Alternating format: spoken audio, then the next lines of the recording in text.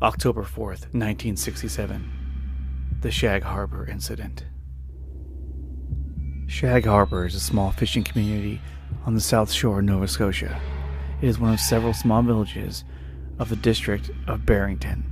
It has a population of roughly 400 to 450. Industry in the town centers on lobster fishing, which takes place from November to May.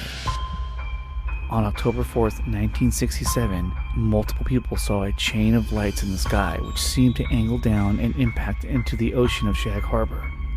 At least 11 people saw a low-flying, lit object head towards the harbor.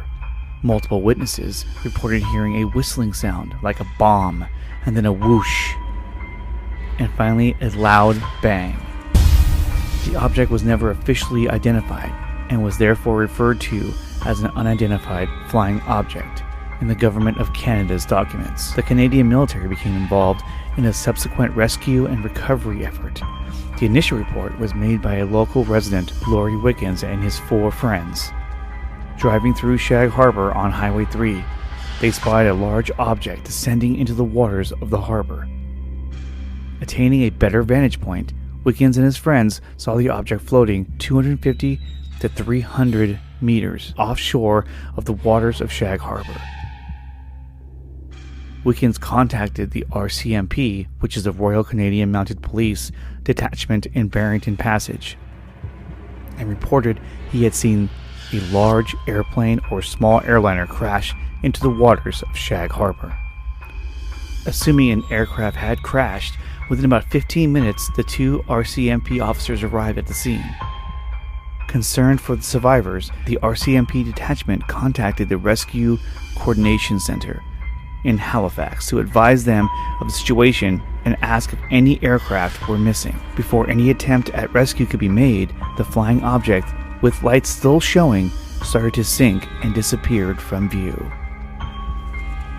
A rescue mission was quickly assembled. Within half an hour of the crash, local fishing boats went into the crash site in the waters of the Gulf of Maine, off Shag Harbor, to look for survivors. No survivors, bodies, or debris were taken, either by fishermen or by the Canadian Coast Guard search and rescue cutter, which arrived about an hour later from the nearby Clark's Harbor. By the next morning, RCC Halifax had determined that no aircraft were missing, that all commercial, private, and military aircraft were accounted for along the eastern seaboard, in both the Atlantic provinces and New England.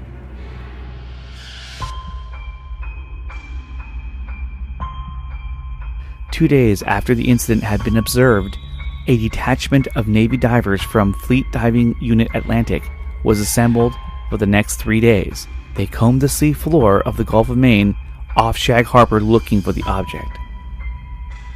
The final report said no trace of an object was found. Another report indicated that there was a large amount of floating yellow foam on the surface of the water near the crash site off of Shag Harbor.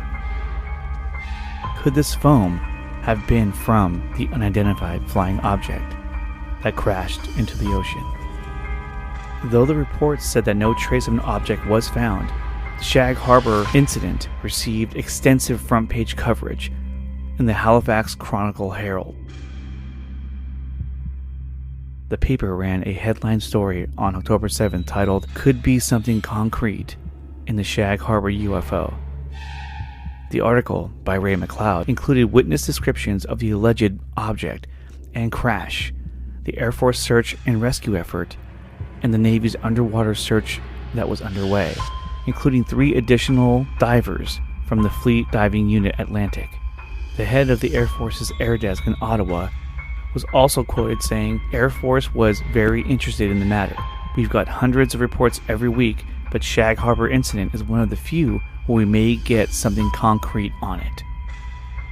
The article also mentioned UFO reports that immediately preceded the incident, including one from a woman in Halifax around 10 p.m.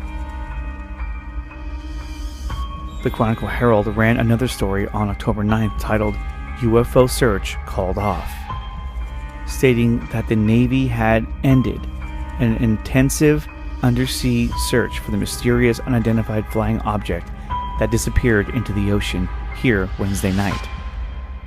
As to what was found, the Navy stated, no trace, not a clue, not a bit of anything. What did crash into the waters of Shag Harbor? Was it a UFO? Or was it a reverse-engineered aircraft that our government lost control and crashed into the waters? Leave your comments in the comment section below and tell me what you think crashed into the waters of Shag Harbor. Make sure you smash the like button, subscribe to the channel, and I'll see you guys next time.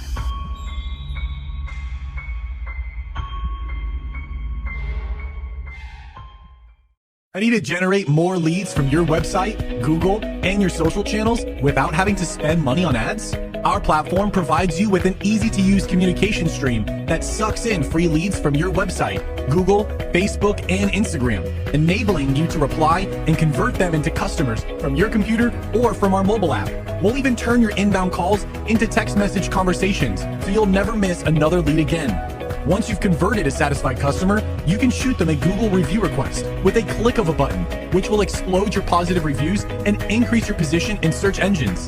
The system will also pull new reviews from Google and Facebook right into your conversation stream, where you can read and reply. Jumpstart your business by getting started today. Use the referral code in the description below with the promo code 300POWER to save up to $300 on your first purchase of PowerBrandSystems. Propel your small business today.